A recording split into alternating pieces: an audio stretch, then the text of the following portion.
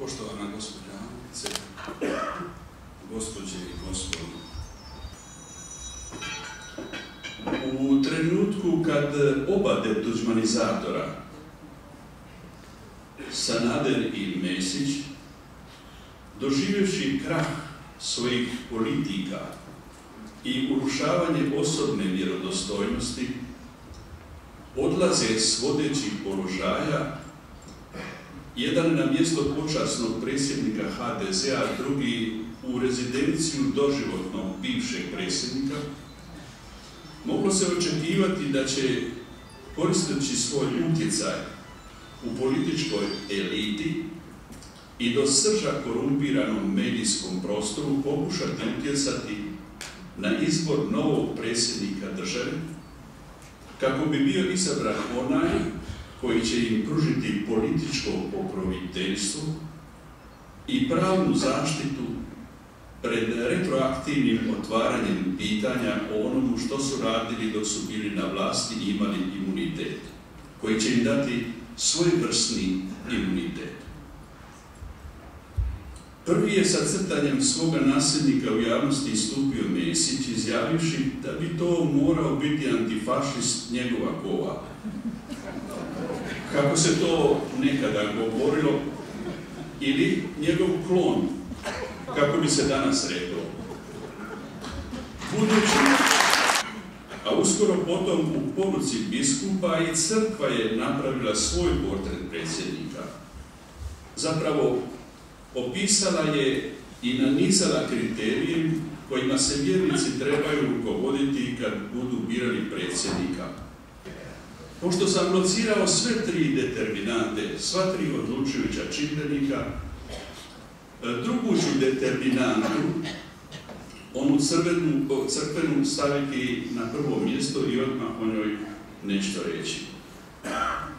Hrvatski su biskupi, nema potrebe navoditi od kojih načela, jer ih dobro znamo, napravili okvir u koji bi vjernici prilikom biranja trebali smjestiti sliku predsjednika. Ako im se i ne zamjeri, kršćanska je obaveza da se kaže kako je slabost njihova okvira u tome što se u njega svojevoljno smješta veliki broj kandidata, gotovo pa svi, kao potvrdu ovo moje tvrdnje.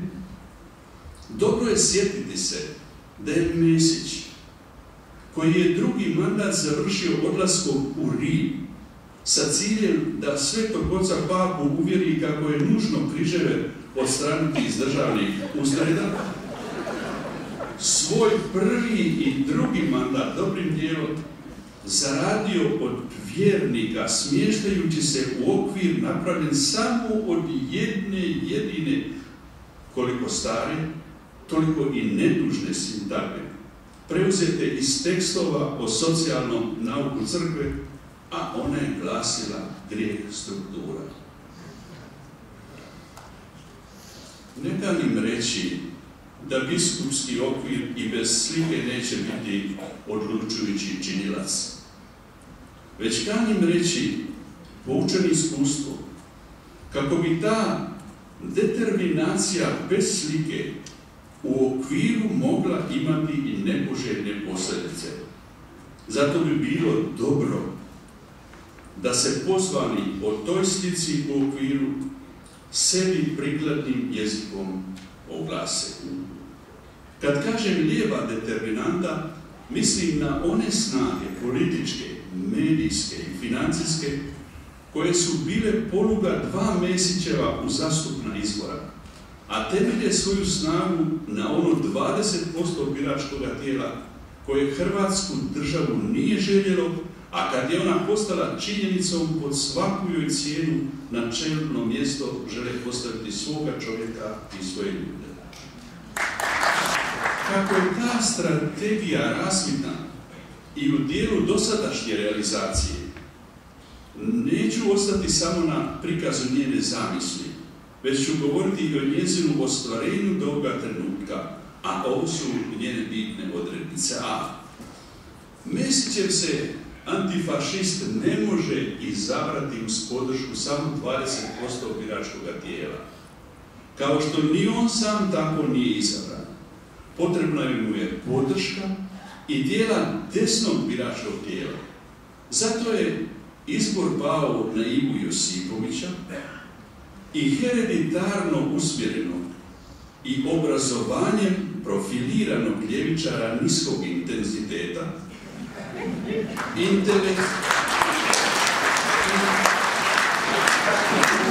intelektualca uglađenih manira, koji bi svoje postojano ljevičarske stavove u prikladnoj ambalaži znao prodati i dijelu dovoljno neosvještenog desnog biračkog tijela.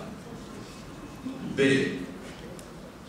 Pošto je i dijelu desnih birača prihvatljiv, lijevi favorit bez premca, isturen na čelo svih anketa, potrebno je učiniti nekoliko poteza koji će dezorijentirati desno izborno tijelo do te mjere da neće znati, ni kad to želi, odabrati tko od kandidata zavređuje sliku u biskupskom okviru. C. Kandidat HDZ-a, da bi se obeshrabrila postojana glasačka jezgra te stranke, dakle postojana glasačka jezgra te stranke, i privoljela na neizlazak na izbore, udara se difamacijama tako žestoko i ne onemogućava tako sustavno, da će i sam Međis smatrati potrebnim u tom sudjelovati. Izjavio je da samo Hebranga na Pantovčaku ne želi vidjeti.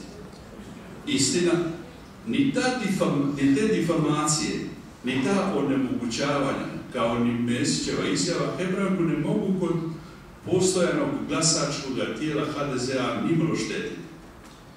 Ali će mu štetiti ono što je proizišlo iz toga i postalo dijelom strategije. To je u D. Dezorijentaciju će na viši stupanj u desničarsko biračko tijelo unijeti oni što će kao, nemojte se prvo smijati, federi iskočiti iz stranačkih madraca, računajući na podršku dijela desno orijentiranih birača. Doista sa ciljem da to tijelo izmrve. Nadan Vidošević, feder iz HDZ-a mudraca, koji će u Šapatu pred televizijskim gledalištem, a čuli smo ga, kako kaže, morali bismo se češće viđati, otkriti tko ga je na iskakanje iz madraca ohrabrio. Primorac, također feder iz HDZ-a madraca, iskočio je iz Sanaderove šake, ostao kao lutak na toj šaci i sada obavlja posao te šake. I E, kao da dva iskakanja iz HDZ-a da za dezorijentaciju i mrvljenje desnog biračkog tijela nisu bila dovoljno, dijelom iz nekontroliranih osobnih pobuda, a dijelom po partijskom zadatku iz SDP-ova madraca iskočio je Mila Bandić. Nikako na štetu SDP-ova kandidata Josipovića. Jer će Bandić malo koga od lijevog, osviještenog i visoko sofisticiranog biračkog tijela privući na svoju stranu, nego na štetu HDZ-ova kandidata, jer je gotovo sigurno da će ovaj kandidat bez ikakvih predispozicija za mjesto predsjednika države svojim populizmom prizemne razine privući jedan dio zbunjenog i razdrobljenog desnog biračkog tijela. I sve što je do sad planom zacrtano ima za svrhu da se nasuprot Josipoviću u drugom krugu ne nađe onaj koji bi mogao oko sebe homogenizirati desnicu, već da se nasuprot Josipoviću nađe netko od onih koji su iskočili iz madraca i koji u drugom krugu homogenizaciju desnice neće moći postići, pa će Josipović od favorita korumpiranih novinara, PR-a i anketara postati predsjednik.